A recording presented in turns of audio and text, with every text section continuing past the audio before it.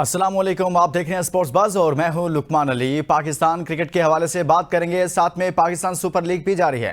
Pakistan super league में कोई जीत रहा है तो कोई हार रहा है, किसी की अच्छी परफॉर्मेंसेज आ रही हैं तो कोई बुरी परफॉर्मेंसेज के साथ साथ अपने सफर को जारी रखे हुए है।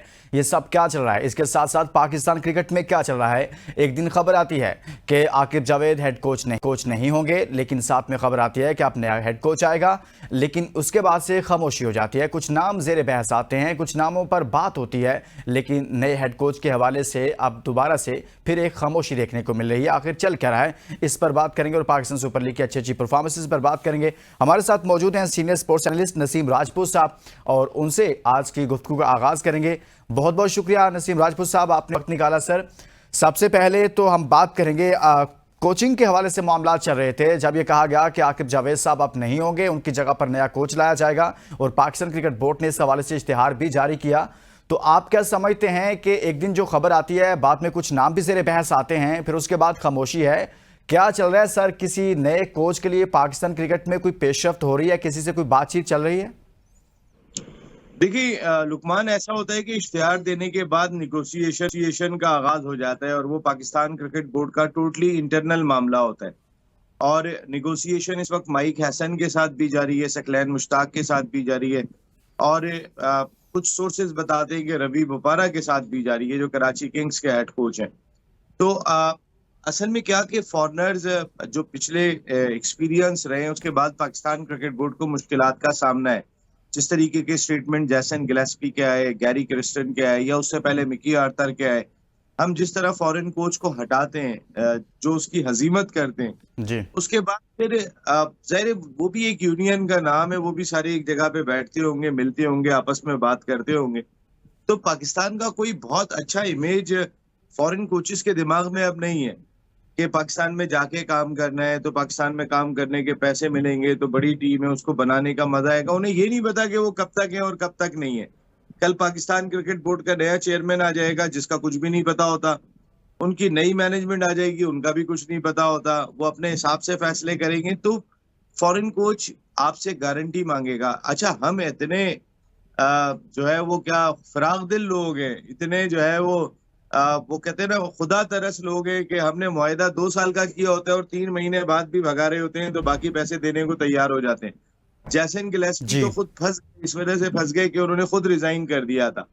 गैरी क्रिस्टन ने तो इस तरह जो लोग भी अगर वो खुद छोड़ के चले गए तो उनको आप इस नहज पे ले आए थे कि उन्हें खुद रिजाइन करना पड़ा।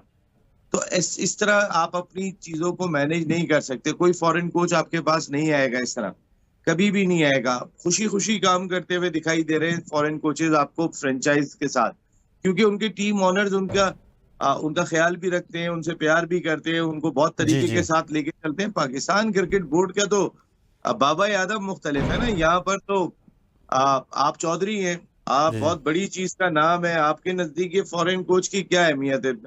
मैं पाकिस्तान क्रिकेट बोर्ड का ऑफिशियल हूँ, ये क्या वैल्यू रखता है?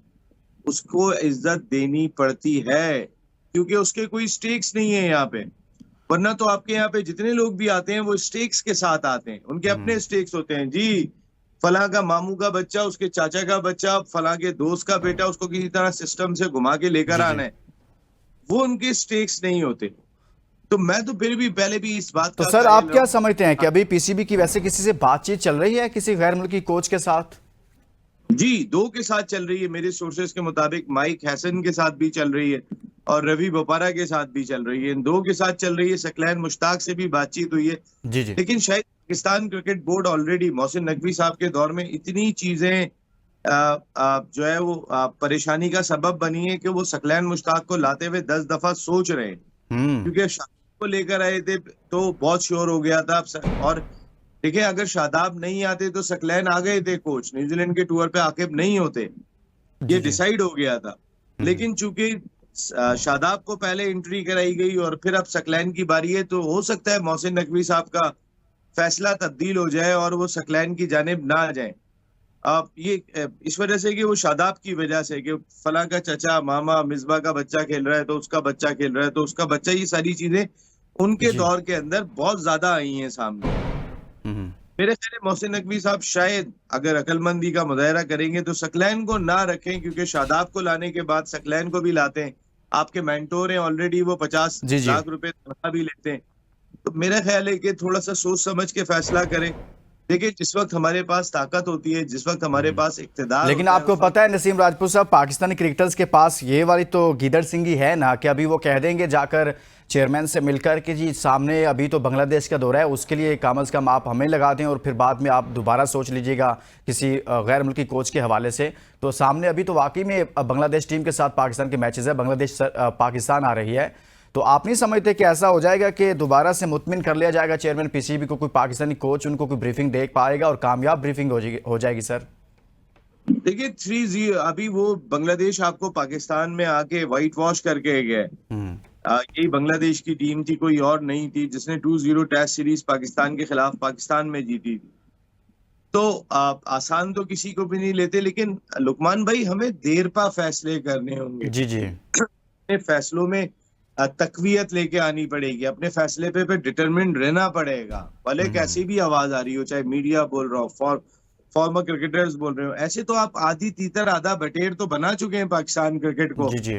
कभी खान सिखाएंगे, कभी नसीम सिखाएंगे, कभी कोई और सिखाएगा। तो हम तो ऑलरेडी जो है वो अपनी क्रिकेट को तबाही के दहाने पे ले आए। तो मेरे ख्याल है लॉन्ग टर्म डिसीजन लें और अपने डिसीजन पे थोड़ा सा स्ट्रक करें, अच्छा, रुके। आप और ठीक कह रहे हैं, लेकिन अगर हम गैर मुल्की कोचेस की तरफ जाते हैं, जो दो नाम आपने बताए हैं कि माइक हैसन और रवि बोपारा का नाम आप सामने ला रहे हैं कि उनसे शायद कहीं ना कहीं बात चल रही है और पाकिस्तान में सकलैन मुश्ताक से चल रही है। हम सकलैन को 1 मिनट के लिए माइनस कर देते हैं। ये जो दो नाम आपने बताए हैं, इनमें से कौन बेहतर हो सकता है, या इसके अलावा भी कोई पाकिस्तान क्रिकेट को आप समझते हैं नहीं इनके अलावा किसी और की तरफ भी जाना चाहिए? देखिए, रवि बोपारा का एज सच कोई बहुत बड़ा कोचिंग का एक्सपीरियंस नहीं है, माइक हैसन का है। और माइक हैसन काफी अरसे से इस्लामाबाद के कोच है और उनकी परफॉर्मेंस का मेयार खासा बेहतर रहा है। इस्लामाबाद अब तक पाकिस्तान सुपर लीग की तारीख की सबसे सक्सेसफुल टीम है। बिल्कुल, और इस एडिशन में भी सबसे टॉप पर है सर। इस वक्त भी टॉप पर है और सबसे सक्सेसफुल टीम भी है।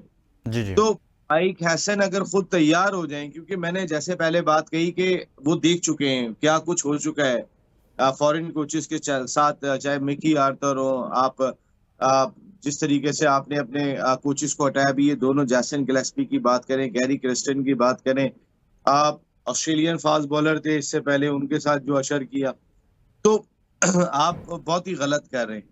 आप इस अंदाज से क्रिकेट को लेके ना चलें और अपने आप को अंदाता ना समझें। उसकी रिस्पेक्ट करें जो कोच आ रहा है, और उसको अहमियत भी दें। या ना तो टीम के खिलाड़ी अहमियत देने को तैयार होते हैं, उनके लिए भी वो एक खिलौना की तरह होता है। लेकिन पाकिस्तान क्रिकेट बोर्ड के ऑफिशियल जब खिलौना समझते हैं तो फिर खिलाड़ी भी ऑटोमेटिक खिलौना समझना शुरू हो जाते हैं। जब पाकिस्तान क्रिकेट बोर्ड ये एहसास दिला के उनको टीम में इंडक्ट करेगा कि भाई ये आदमी आ गया है, इसको सुनना है, ये जो कह रहा है वो माननी है, तो भी खिलाड़ी बड़े मुश्किल पर चाहे। लेकिन यहाँ पाकिस्तान क्रिकेट बोर्ड पहले ही उसके लिए बड़ा एक ऐसा कॉर्नर अपने दिलों में और दिमाग में बना के बैठा होता है, यार ये क्या, हमारे आगे क्या चीज है ये। तो बिल्कुल, फिर खिलाड़ी भी इज्जत नहीं फिर देंगे। वहां से मसाइल क्रिएट होना शुरू हो जाते हैं। नसीम राजपूत साहब हमारे साथ मौजूद हैं, एक ब्रेक लेंगे, बाद जब वापस आएंगे तो उनके लिए एक सवाल छोड़े जा रहा हूँ, और सवाल ये है कि क्या पाकिस्तान क्रिकेट बोर्ड को आकिब जावेद ने जो कुछ किया जैसन गिलेस्पी के साथ या फिर गैरी क्रिस्टन के साथ, तो उनके बयानात पर कोई कमेटी नहीं बनानी चाहिए थी, कोई तहकीकात नहीं होनी चाहिए, क्योंकि इस पर पाकिस्तान क्रिकेट की साख मुतासिर हुई है। इस ब्रेक के बाद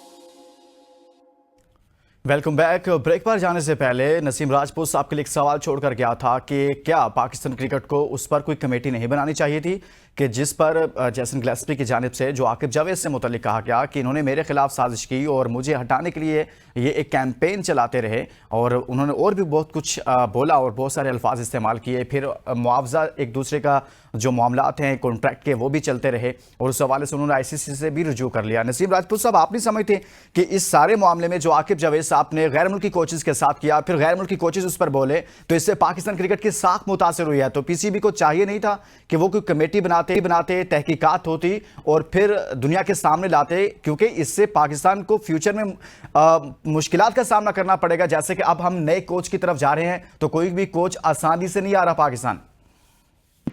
यार मैंने आपको बात कही ना कि सिर्फ एक आकिब जावेद नहीं है, सब ने मिलके वो जो कहते हैं वो डंडा डोली करके उठा के बाहर फेंका है। क्योंकि आप सबको नजर आया जी, एक आकिब जावेद आ गए, बस मसीहा नजर आ गया है, सब मामलात हल हो जाएंगे। तो फिर जाहिर है, फिर आकिब जावेद भी इतने चौड़े हो गए कि उन्होंने फिर जो साजिश वगैरह का जो वो इल्जाम लगा रहे हैं, उन्होंने वो भी करने में कामयाब हो गए होंगे, मुझे नहीं पता है। जी जी। ये उन लोगों के इल्जामात हैं। तो उसमें ना बड़ा कसूरवार तो पाकिस्तान क्रिकेट बोर्ड है। अगर पाकिस्तान क्रिकेट बोर्ड उस वक्त ये बात कह देता कि आकिब जावेद साहब, यू आर द आप जो सिलेक्शन कमेटी का पार्ट है या उसकी जो भी आपको इंटरिम का कमेटी का चेयरमैन है, आप जो भी हैं, लेकिन आप कोचिस को नहीं छेड़ेंगे, आप कोचिस के मामले में नहीं पड़ेंगे। कोचिस के मामले में तो फिर वो ऑटोमेटिकली, जब हमारे यहाँ पर क्या होता है, अगर किसी को वो क्या कहते हैं, वो हाथ पर उंगली पकड़ाओ तो वो जी हाथ जी। पकड़ लेता है, गला पकड़ लेता है। तो ये यही वाली कहावत हमारे साथ भी यहाँ पर भी हुई है कि आकिब जावेद साहब को उंगली पकड़ाई गई थी, उन्होंने जाके गले पकड़ लिए। जी जी। ये नहीं होना चाहिए। फिर उंगली पकड़ाने का पाकिस्तान क्रिकेट बोर्ड कसूरवार है ना, कोई और तो नहीं है यार। आकिब जावेद ने कौन से फैसले किए हैं यार? चैंपियंस ट्रॉफी में सही। स्पिनर, न्यूजीलैंड में 3 स्पिनर के अंधे हैं, बहरे हैं, समझ नहीं आता, दिमाग काम नहीं करता, नशे में रहते हैं, क्या है भाई? ऐसे कैसे कोई कर सकता है? आप मुझे बता दें कि कैसे कर सकता है कोई, जिसको पता हो कि चैंपियंस ट्रॉफी में 3 स्पिनर सारी दुनिया लेके आ रही है, 2 लेके आ रही है, हम 1 के साथ जा रहे हैं। न्यूजीलैंड में सब 1 स्पिनर के साथ जाते हैं, हम 3 के साथ जा रहे हैं। यार ये तो कोई समझ ना आने वाली बात है ना। पाकिस्तान ने ये बहुत नुकसान उठाया नसीम राजपूत साहब इस सारे मामले के, इसीलिए मैं कहता हूं कि कोई कमेटी बननी चाहिए थी कि पाकिस्तान क्रिकेट बोर्ड, बल्कि आपने तो कह दिया कि सब लोग मुलविस हैं, कमेटी कहां बनेगी। सर आगे बढ़ते हैं, पाकिस्तान सुपर लीग की बात करते हैं। पीएसएल में बाबर आजम की परफॉर्मेंस पर बहुत सारे सवालात हैं, उनकी टीम की परफॉर्मेंस पर। उनकी टीम इस वक्त 5वें नंबर पर है, मोहम्मद रिजवान की टीम 6ठे नंबर पर है, यानी कि सबसे आखिर में जो 2 टीमें हैं वो एक मोहम्मद रिजवान की है और एक बाबर आजम की है। लेकिन बाबर आजम की इनफरादी परफॉर्मेंस हमेशा ही डिस्कशन का हिस्सा रहती है, लेकिन वो कुछ बोले हैं, वो कहते हैं कि मैं वैसे नहीं खेल पा रहा जैसी मुझसे तवक्को की जाती है, लेकिन जब मैं नेट प्रैक्टिस करता हूं तो वहां पर बहुत पूरे एतमाद दिखाई देता हूं। लेकिन जब मैं मैच खेलता हूं, चाहे पाकिस्तान के लिए हो या पीएसएल का मैच हो, तो उसमें वो परफॉर्मेंस मैं दे नहीं पा रहा। तो ये सबके साथ होता है, मेरे साथ भी ऐसा हो रहा है, मैं भी मायूस हूं और देखने वाले भी मायूस होते हैं। सर आखिर बाबर आजम के साथ चल क्या रहा है? आप उनसे कहें वो नेट पे ही खेलें, फिर बेहतर होगा कि वहां पे अच्छा खेल रहे हो। ये खैर, ये तो मैं मिजाज में कह रहा हूँ यार, बाबर बहुत इंपॉर्टेंट प्लेयर है। हमें जो इस वक्त की लॉट हमारी है वो सूर्यवंशी एक प्लेयर है इंडिया का, वो 14 साल का बच्चा, उसने जो 100 किया है 35 बिल्कुल ऐसे गेंदों, ही सर, कमाल उसने की इनिंग खेली है। 94 पे राशिद खान को छक्का मार के की है। बिल्कुल। और ये वाली दिल गुर्दा आपके किसी एक प्लेयर का भी नहीं होगा, मैं आपको गारंटी से कह रहा हूँ। और वो 14 साल का बच्चा करके चला गया। आप यहाँ पे टैलेंट नहीं है, तो हम इसलिए कहते हैं कि बाबर हमारे लिए बड़ा कीमती है। बाबर हमारे लिए बहुत अहम है, क्योंकि बाबर और रिजवान और इन लोगों ने ना अपने गिर्द क्रिकेट को घुमा के पाकिस्तान क्रिकेट का बेड़ा गर्क करके रखा। लेकिन अब यही है, जी जी जी। तो T20 का प्लेयर नहीं कहता मैं, मेरी अपनी सोच है, लेकिन बाबर 3 नंबर पे मेरे ख्याल में होने चाहिए, लाजमी होने चाहिए। एक ऐसा बैटर के जो बारी को लेकर चले 3 नंबर पे। बाबर अगर यहाँ पर भी खुद को 3 नंबर पे ले आए। आप कह रहे हैं कि बाबर आजम ने सारे क्राइसिस से निकलने हैं तो उनको कहीं ना कहीं अपने वन डाउन पोजीशन पर आना चाहिए, यानी कि तीसरे नंबर पर आकर बैटिंग करनी चाहिए, अपने बैटिंग ऑर्डर को चेंज करना चाहिए। आप ठीक कह रहे हैं नसीम राजपूत साहब, और माजी में जब वो क्रिकेट खेलते थे वो वन डाउन पोजीशन पर बैटिंग करते रहे हैं और बड़ी कामयाब इनिंग खेली है, बड़ी अच्छी इनिंग्स खेली है। लेकिन सवाल यही है कि मुसलसल इस पर बात हो रही है कि वो अपना बैटिंग ऑर्डर चेंज करें, लेकिन वो बैटिंग ऑर्डर चेंज नहीं करना चाहते। यही तो मसला है ना सर? वो आज से नहीं करना चाहते, वो रिजवान पिछले 4 साल से उनको कहा जा रहा है वो नहीं बदलना चाहते। भाई आपने आपके रिकॉर्ड उठा के देखें, अब आप रिजवान का रिकॉर्ड देखें, सबसे ज्यादा रन इस पीएसएल में किसके? रिजवान 302 रन हैं सर, सबसे टॉप पर हैं पीएसएल में, लेकिन उनकी टीम सबसे नीचे है। सवाल यह है कि खुद तो टॉप पर हैं लेकिन टीम सबसे आखिर में 6ठे नंबर पर है। इट्स मींस कि उनके जो रन हैं वो उनकी टीम के लिए फायदेमंद साबित नहीं हो रहे जिस तरह की वो क्रिकेट खेल रहे हैं। बिल्कुल, मैं यही आपको बात कह रहा था कि बाबर और रिजवान के रन्स और रिकॉर्ड उठा के देखेंगे तो फास्टेस्ट 1000 भी कर दिए, 2000 भी, भाई 3000 भी। टीम कितने मैच जीती? जी जी। तो क्या फायदा हुआ? आपके इंडिविजुअल रिकॉर्ड के लिए आज भी बाबर का फोकस ये है, मैं टॉप ऑर्डर पे बैटिंग करूंगा, मुझे पावर प्ले मिलेगा, पावर प्ले में रन स्कोर कर लूंगा। और यार ये अपनी ये जो खुदगर्जी से निकलो, जी जी। सेल्फिश अप्रोच से निकलो, टीम का सोचो। जावेद आफरीदी का तो पट्टा बिठा दिया है आपने। एक तो आपसे परफॉर्म नहीं हो रहा, वो साइम अयूब के बारे में कहा जा रहा है कि वो तो इंजरी के बाद आए, उनसे खेला ही नहीं जा रहा है। तो जी जी। टॉप ऑर्डर और पावर प्ले तो खत्म हो गया जावेद अफरीदी का, पेशावर जल्मी का। तो ये इनके दोनों ओपनर्स ने ही जुल्म कर दिया इस टीम के ऊपर। बाकियों की तो बारी नहीं आके दे रही। यार हारिस को ऊपर खिला दो। हारिस पाकिस्तान क्रिकेट टीम में ओपनर खेला अभी, और यहाँ पे वो नीचे आके बैटिंग कर रहा है। परसों तो वो 4 नंबर पे आके बैटिंग कर रहा था।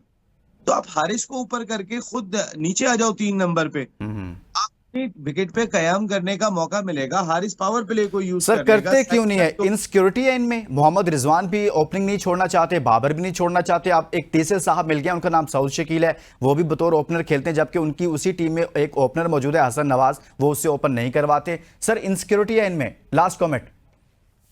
हाँ, इनसिक्योरिटी बादशाह थे यार, इनसिक्योरिटी नहीं है। हाँ हाँ हाँ, क्या जुमला बोला आपने। सिक्योरिटी वगैरह नहीं है, लेकिन ये बादशाह ये तो खुद खत्म कर लें, वरना किसी और को खत्म कर लेनी चाहिए, क्योंकि ये पाकिस्तान क्रिकेट को ले डूबी है। और ये उस तह में, वो जो टाइटैनिक का जो मलबा जहां पर जा चुका है ना, वहां पे क्रिकेट को लेके चले गए। अब वो मलबा ढूंढना भी बहुत मुश्किल काम है। कैसे निकालेंगे आप, दोबारा कैसे खड़ा करेंगे, ये बहुत मुश्किल काम है। तो अब ये खुदगर्जियां इन लोगों को छोड़ के खुद पाकिस्तान क्रिकेट के मुफाद में सोचना चाहिए, पाकिस्तान क्रिकेट के हक में सोचना चाहिए। कौन, विराट कोहली यार, श्रेयस अय्यर, केएल राहुल, उनकी जगह नहीं बनती उनकी नेशनल टीम में, T20 टीम में। ओडीआई में बनती है, T20 में नहीं बनती इनकी। कैसे प्लेयर हैं, क्या मार मारते हैं, क्योंकि उन्होंने अपना ब्रांड T20 का बिल्कुल बदल दिया है। तो अगर बाबर को अकलमंदी है, बाबर को समझ है, तो बाबर आ जाओ 3 नंबर पे आ जाओ। और ये तुम्हारी जरूरत इस वक्त नेशनल टीम को भी 3 नंबर पे है। लेकिन वो नहीं आएंगे, आप जो मर्जी कहते रहे। बहुत बहुत शुक्रिया नसीम राजपूत साहब हमारे साथ मौजूद थे। आज के प्रोग्राम में हमने बात की है, पाकिस्तान क्रिकेट नए हेड कोच की तरफ देख रहा है। एक खबर आती है लेकिन उसके बाद लंबी खामोशी हो जाती है। इस खामोशी के पीछे क्या है, इस पर बात की और साथ में पाकिस्तान सुपर लीग पर बात की है। इसके साथ ही इजाजत दीजिए, अपना बहुत सारा ख्याल रखिए। अल्लाह हाफिज।